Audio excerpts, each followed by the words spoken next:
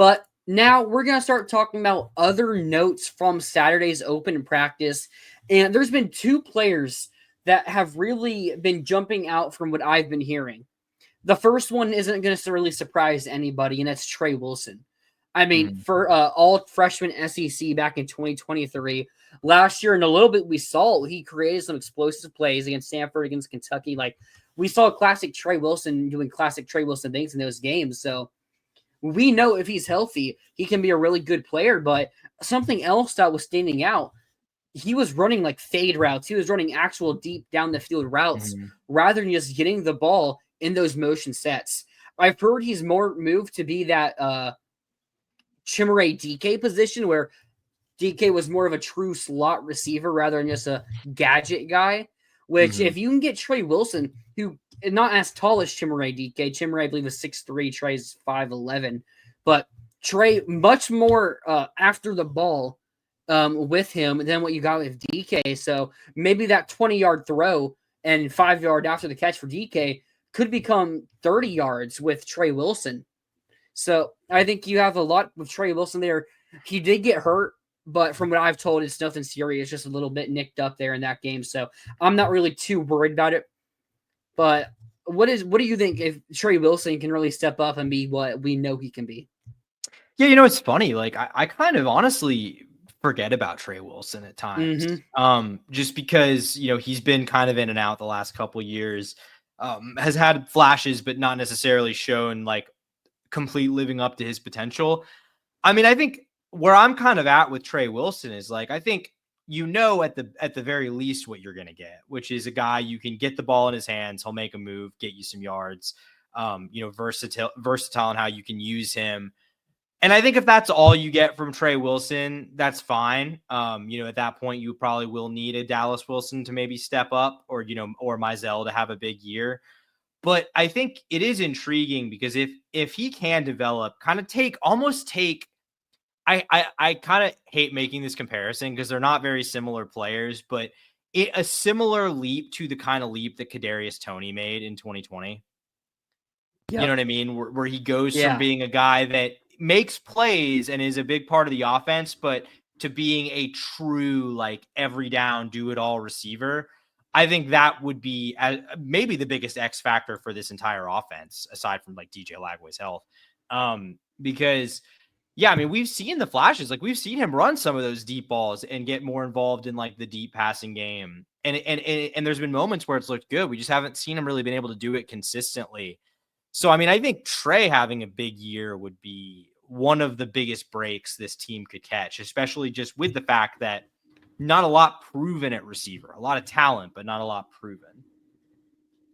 Yeah, maybe we can get another of the South Carolina games where it's like tipped off the hands of Pearsall and Trey it miraculously goes straight to Trey Wilson. He takes it 20 yards.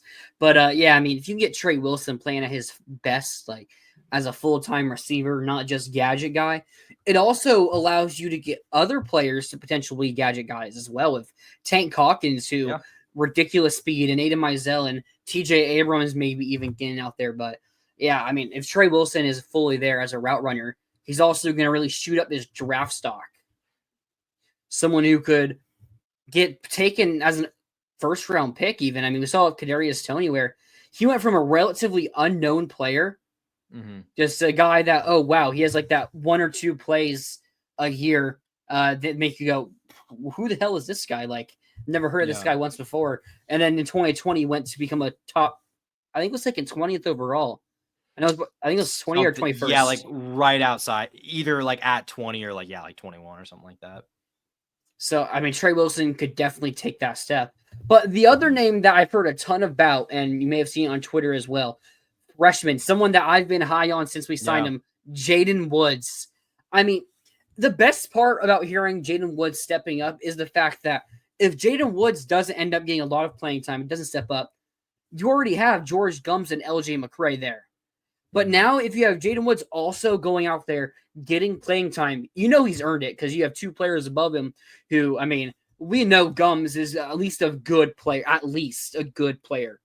And, McCray, you're hoping he hits out on that 5-star potential. But if you have Woods also, who was a top 125-ish recruit pretty high guy, someone that I was higher on than the recruiting sites. But if you have him coming out there day one as a ready player, you can also, something that's been pointed out with our concern. Now, I've heard some things that make us a bit less concerned about interior depth. If you have to move Sapp inside a little bit, then it's like, okay, maybe you're playing both McRae and Gums at both edge spots. You can also rotate Jaden Woods and, all the other guys in there still, but Jaden Woods can get more playing time. Or on those obvious passing downs where you're putting out, I saw last year we put TJ seriously at nose tackle a lot on those obvious pass downs. I could see us putting LJ McRae there and then having Woods and Gums or Sapp or whoever it is off the edge there. And with Banks, obviously, who's phenomenal. And you have 4 players right there that all could rush the passer at a high level. It's wild to me because I feel like it doesn't really click in people's heads. And sometimes my own, that Florida was 3rd in the SEC in sacks, 2nd in sacks per game because Texas played like 4 more games than us. But we were 3rd in sacks and 2nd in sacks per game. Like, our pass rush at the end of the year was playing at such a high level that it picked it up it was good for 4 games in a 13 game season, and that put it at the top of the SEC. Yeah. I think Searcy was also getting better at the end of the year. Pyburn, we know what Pyburn was. He wasn't a pass rusher. And sometimes you got to play on 3rd down because you don't know if they're going to run the ball or not. And sometimes you just put him out there because he's a fresh body or whatever. But you're not going to have Pyburn, or you're probably not going to have someone who's that limited at rushing the passer out there. Like, if you can get that same production from Sapp, Gums, Banks, and then add on, maybe Jamari Lyons steps up. I saw a clip of Jamari Lyons in 2023, I think it was, where he just bullied an offensive lineman and gets to the running back, and our quarterback. So maybe him, but then you also have McRae and Gums, and now you also have Jaden Woods. Like, this pass rush could legitimately be the best in the SEC. Yeah, 100%. Obviously we'll see what Woods' role actually is. I'll say, if he does have a legit role on this team, you deserve your victory lap on this one, because you identified this guy as a guy who could be early impact before you even committed. You've been on this one for a while. So, actually. So, I think like that would be so huge if he's able to play. I really like where your head's at. I think that's an interesting idea of maybe playing Sapp inside or playing LJ McRae inside on more obvious passing downs. I think, and this isn't to say that I'm like giving up on LJ McRae or don't think that he's going to be good, but I think having competition there, like being able to push him, I think is good. It kind of seemed like Florida was going to have no choice but to rely on LJ McRae to be ready this year. Now, there's going to be, it seems like he's got a true freshman kind of nipping at his heels right now. So, I think this is only a good thing. It gives you more depth at an area where I'm not really sure I felt like Florida had incredible depth. I think you feel good about Gums and Sapp, obviously. McRae, I think, still remains to be seen. But if you've got this guy, Jaden Woods, coming in and just already making an impact there, like, yeah, okay, you feel pretty good about that outside the defensive line, outside of the interior. And like you said, maybe you can remedy some of your concerns along the interior because of the flexibility that Jaden Woods playing would leave you. So this would be really huge, I think, for Florida's front seven. Like, I want to say I'm worried about the front seven. It's probably outside of the offensive line and quarterback, the area I'm least concerned about on the team. But I think there are still depth issues there and a couple spots where I'm not sure I'm like completely all in. But again, like him coming in and being a day one playable guy, I think that would be massive for this defense. And yeah, so this was Billy Napier on him, like right after we signed him and flipped him from Penn State. Jaden Woods is one of my favorites. We evaluated Jaden really high grade. Then he came on campus with his grandmother, and after meeting him, that was exactly who we were looking for. 40-inch vertical, elite thrower, freaky throws. I think that's from his wrestling stuff. But 6'3", 235. He can run. He can be able to run. He can rush. He'll be able to run. He's loose hipped, so he can have that bend to be an elite pass rusher. Like, he's had all the tools, and then he comes on campus, and he's one of the leaders in the weight room. Like, it sounds like he has everything there that you need to be a really elite player. And if he's hitting it as a freshman, imagine what we're going to be seeing from him as a sophomore and junior. Yeah. No, 100%. I mean, that's what you like to see. Like, not all these camp standouts actually do make the impact on the field. So I think, we'll just have to see what his role actually looks like. But I mean, it seems like he's doing all the right things. And he's a guy that, like you said with that quote, like, seems like he's kind of been doing the right things for a long time. So think that's going to pay off sooner rather than later. And just another piece here for this defense and kind of gives you confidence that, say Billy does get things on track this season, has a playoff team, has a defense that's really good. It gives you some confidence that that's not all going to go away when Caleb Banks leaves, when Tyreek Sapp leaves, when Devin Moore leaves, when you start losing some of these guys that are going to be leaders on this defense this year. Yep. Okay, time to hit on some other things that we're hearing from camp. So I heard the defensive line mostly won the day. I mean, we know how good this offensive line is going to be, and we know how good the defensive line is going to be. But I've heard some really good things about the rest of the D line too.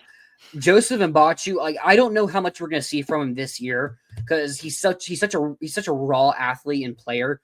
But from what I continue to hear, they love his potential. I mean, how many players are unranked in August of before December they sign, and finish in the top two or finish 254? Like, what's the highest a player's been unranked in August and then finish that high?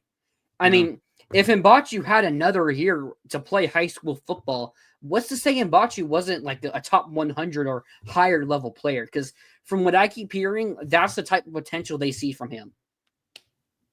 Yeah, I mean, that would obviously be huge if he's a guy that can come in this year. I mean, yeah, I don't know the answer to that, honestly. I can't think of another guy that's risen as much as he did at the end there.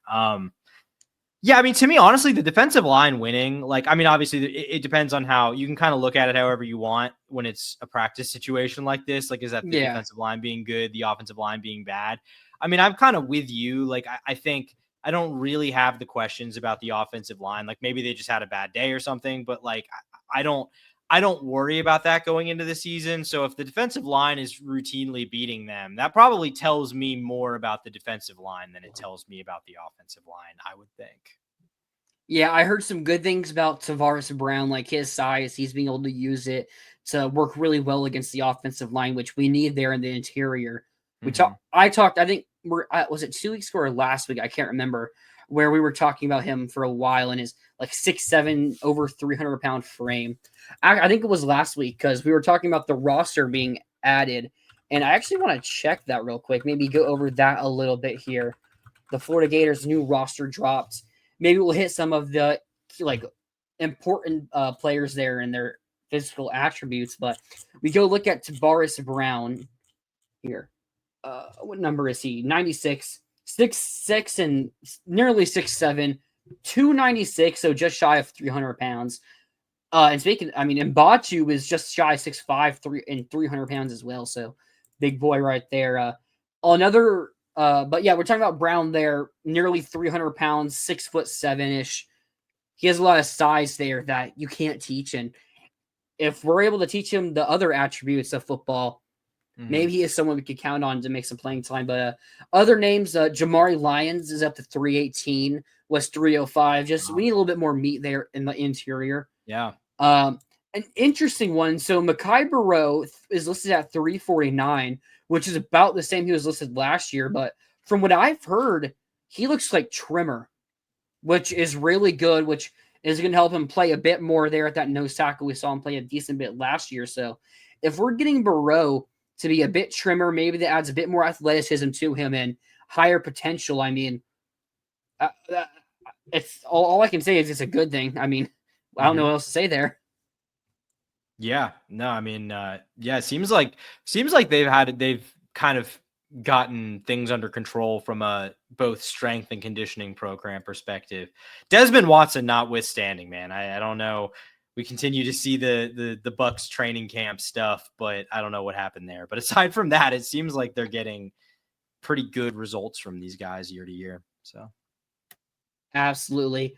Some other let's see. So some other key player weights, the Brian Taylor up to 294. I believe he was in the 270s during spring, or maybe like low 280s. So getting him up to near 300 pounds, and right there, that's a defensive tackle now. Like going from a F to a defensive tackle, huge for our depth. Some other players, Devin Moore. So I mean, injured every single year. He's at 6'2" and nearly 6'3", 198. I've heard he's focused on his nutrition plan because he's learned that there's just some foods that allergic reactions, like small allergic reactions that cause some interesting puffing for him. That's not exactly what it was, but I can't remember what it was at this exact moment, but there's some stuff that just doesn't go well for him. And he attributes a lot of that to his injury history here at Florida. And he's apparently getting it fixed and everything. So if that is true, and now he's on the right nutrition guide and doing all of that, we know how good Devin Moore can be. That's a really good sign for him. Maybe the biggest news here, two of the biggest, I'd say, Cormani McLean, now up to 190. I mean, he was in the he was 189, so basically 190. He was like 171 when he first got here. So yeah, I was gonna say that's a pretty big. I mean, 190 is not gonna sound insane, but like that, considering where he was at, that's pretty crazy. Like he seems actually playable now. Yeah. And I mean that. Yeah, Cormani's still. Like, I'm not saying this to be insulting, but like he's still like genuinely still looked like a high schooler as a redshirt freshman or whatever last year. Like still looked like a high schooler. Absolutely. And one that just kind of jumped off the page to me, I wasn't even expecting to talk about this. So Duke Clark is nearly 6'1", 211, and he's one of the fastest players on the team, the fastest running back at least on the team at 6'1", 211. So he's someone that, I mean, we had him committed for a long time. So last year when the class was winding down, he fell in the rankings a bit from what he was, but kind of became an afterthought, especially getting Byron Lewis as well in the class. But I mean, with these running backs, you can never overlook them, and what Jabbar Jaluk does with them. Mm-hmm. But the other name I wanted to talk about here, number 12, Ben Hanks, 6'1", 192 as well. Okay. That's pretty good size sure. That's pretty good size right out of the box for a true freshman. Yeah, I mean, nearly the same height as Cormani. Yeah, he was listed at 170 on 247. Wow. Okay. I mean, he may not have been 170. Like probably not. I don't think he's like that. Could be an old, muscle, but like yeah. But I mean, that's 194. Like he's legitimately playing. Like that's size to play day one. That's it. Yeah, that's huge. That's huge for depth purposes. Actually, I want to figure this out here. What was Kaiir Elam his freshman year, 2019? We're number 5, right? Yeah. Yeah, Kaiir Elam was 6'2", 187. Okay. Wow. So, and I mean, an inch, or wait, what is Ben Hanks' size? So 6'1", 192. Right? Yeah. So he's larger than Elam, and Elam was really good as a freshman corner here. Like, corner depth was one of our biggest issues. And it's not, we can't say it's solved. We haven't seen him play on the field, but I've grown better handling, or I've kind of started liking it more and more as we get closer to the season. I mean, Devin Moore, if this stuff with his injury and he actually has it solved is true, we know how good he could be. He could be an all SEC level corner here. And Dijon, I really like what we saw from Dijon last year. I mean, there was obviously there was the arresting, but that's fully dropped now. And now it's just focusing on football. I know a Twitter account that focuses on NFL draft stuff, and he looks going by team and was putting out Florida's players and some players that maybe aren't on your radars right now, but could be. And Dijon Johnson was one of them. 5 starts last year. I think he posted like a 69 PFF grade, or 72 PFF grade, like someone that could easily creep up former top 100 recruit this year or a couple years ago. So I'm excited for Dijon. And now you have Cormani getting to playable size, former 5-star, and he's putting the work in. Like, I never like to talk about personal stuff and what their work ethics are or anything like that, but that was clearly a problem with Cormani early on at Colorado, and don't know what happened here, but it's something that's obviously not that bad now, and he's there. He's fully locked in, it seems. So if you can get that from Cormani and then Ben Hanks with what he's measuring in at, I think those 4 corners, we could have a solid corner unit there with talent and proven production. Yeah, speaking of Dijon, he is at least banged up, it seems, correct? He was at least a limited participant yesterday. Yes, that is true. That is true. So we'll monitor that. I mean, I will say though, we'll see what the deal is with Devin Moore, but I mean, with Ben Hanks and Cormani looking like they're at least going to be size-wise capable of contributing this year. I mean, that's huge because how many of our, like, when we're, voicing potential disaster situations, how many of them just start with Devin Moore gets hurt? Like, that's kind of like the most clear-cut like thing that could go wrong for this team. So, between those two things, like, you hope that maybe that problem won't be as pronounced as it seemed like it might have been earlier in the offseason. Yeah, Rob here with a great point. With how good our receiving core is, or how good we think it will be, the DBs will have plenty of experience going against talented players and should have no issues during the season. Another big news from the practice, Aaron Gates seems like he's full go. Yeah, that's huge. Which 7 months or 8 months off his ACL injury. Like, oh my goodness, Aaron Gates is superhuman at that point. I mean, this is one we were talking about earlier in this offseason. Like, we don't know when he'll be back at all. Exactly. Like we were hoping he'd be back by week 3. Yeah. So, I mean, that's crazy if he's full go already. That's, I mean, you've seen it. Do you remember Dre Massey? I vividly remember him. He tore his, I think it was 2016. He tore his ACL on the opening kick return of the season and was back to being full go, but no contact by spring ball. I was like, geez, man. Okay. I didn't follow that much, but I vividly remember that. That's when I think of fast ACL recoveries, that's just the one I think of. And Gates is up there now too. Yeah. So, hey, we love to have it because with what we saw from him at the end of last year before his injury, maybe could be the best DB we have. So, other news, Michael Caraway Jr. has moved to safety, which is also something that kind of tells me that they feel comfortable at corner. Or at least more comfortable than they do at safety. Yeah, that could be true, but I mean, yeah, I think we are at least adept at safety because that's what I mean. That's what I meant. Your 2 starters, and then it's 2 freshmen. Or, I mean, Josiah Scott, if he's a real person or not. But, yeah, I mean, basically it's your 2 starters and 2 freshmen. So that's fair, but I also think with Castell and Thornton have, never not played. Yeah. Yeah, I mean. I think, I don't know. Are you completely convinced that that starting safety duo couldn't see any shakeup over the course of the season? I'm not saying I think it's the likeliest scenario necessarily, but I'm not sure either of those guys have fully solidified their role. I think there is potentially playing time up for grabs at safety. I mean, we've seen Castell not play good football. Yeah. So if that happens, there obviously is, but I just, unless it's an injury, I don't really see it happening. Okay. You got an Auburn fan in here. Were y'all saying that back in early April? I'm surprised you're saying it now. You guys know it's football season we're talking about right now, right? I heard Diego Pavia might be in here right now, so no. Wow, I forgot both Alabama schools have Diego Pavia trauma. That's very funny. Auburn lost to him twice at Vanderbilt and New Mexico as well. So yeah. No, I'm sorry. Thanks for joining in the stream. I hope we can. I saw a tweet about it the other day.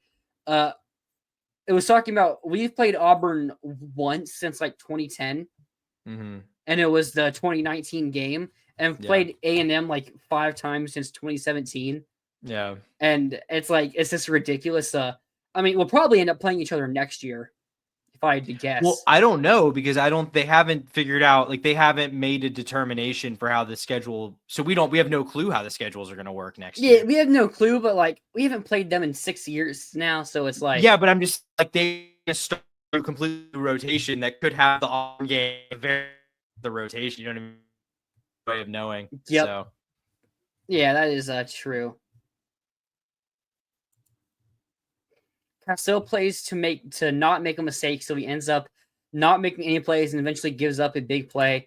We'll see. I've heard a lot of good things about Castell's development this year, so I also think like sometimes he just gets beat. Like I don't know if it needs to be that complicated. Like he just got beat sometimes. Mm-hmm.